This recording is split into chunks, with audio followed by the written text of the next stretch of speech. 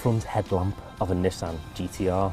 This is the one image that I carry around with me everywhere I go in life. It's on my phone, it's on my laptop. I've got a little picture of it next to my bed, next to the missus of course. It gets me through all the dark times in life, knowing that when I get this GTR one day, I will have made it in life and I'm going to retire to Wales. So walking through the car park of Motor Talks HQ this morning, I saw it. The same picture that I have on my phone of my GTR that I'm going to own one day. But it's not a GTR, it's a Suzuki Swift Sport. The streamlined bonnet adds to the Swift Sport's, well, sporty name, as does the rear spoiler and twin exhausts. Suzuki have been fairly sensible with the wheels. The 17-inch alloys aren't too big and look appropriate with the body. How dare I mention Nissan GTR and Suzuki Swift Sport in the same sentence? I know, I'm sorry. But I think it's just evidence of how good this car looks from the outside. It looks sporty, it's young, it's fresh, it's all good. The same, I don't think, can be said about the interior of this car. It just feels a little bit... It's a cheap car, it's very cheap, it's very well priced in its segment, but the build quality just isn't quite as good as some of its rivals. But it's not all bad. We've got a lot of gear in here. We've got Bluetooth with steering wheel mounted controls. That's all good. Even though my steering wheel is upside down, I've got cruise control. Great. Some volume mounts for the radio.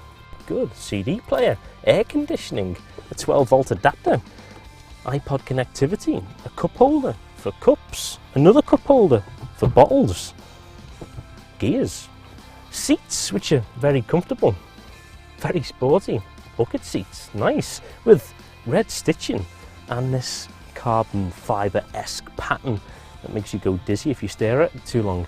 But it's all good. It even says Sport on the seat, and it's also got a 5-star Euro NCAP safety rating, so it's safe. That's great.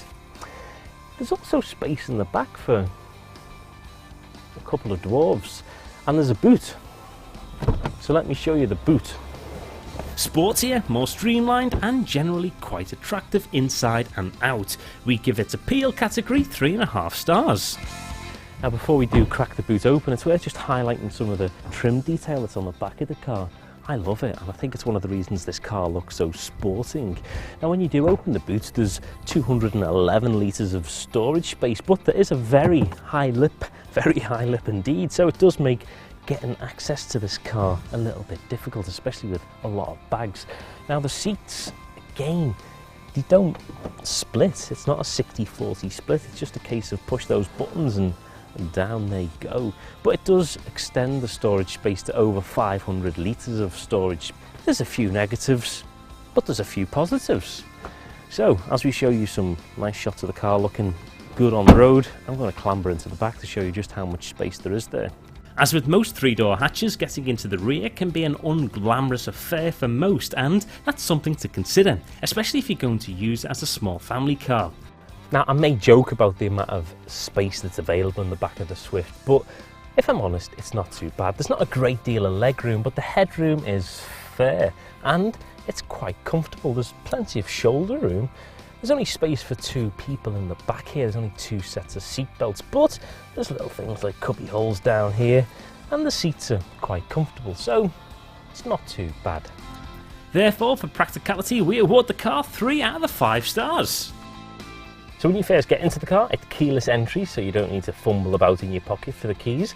And then also, it's got a nice little funky button that you push to start the car. So, it feels sporty to begin with.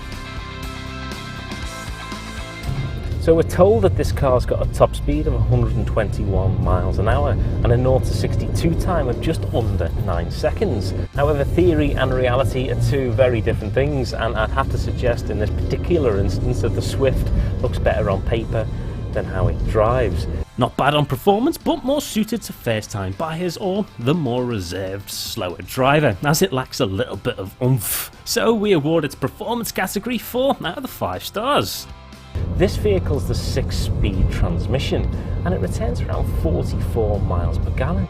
The 6-speed manual gearbox is direct and the little Suzuki is a joy to drive, therefore we give its ride and handling category 4.5 stars.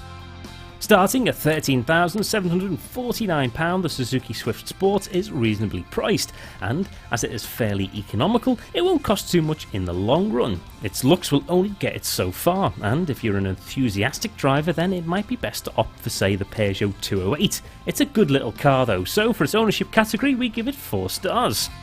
An attractive little sporty warm hatch, the Suzuki Swift Sport is a great little motor and will be popular with all buyers, although not quite matching up to its competitors in some areas. It's reliable and has plenty going for it, so overall we give this car 4 stars. If you've got any thoughts on this car, then leave them in the comments box below.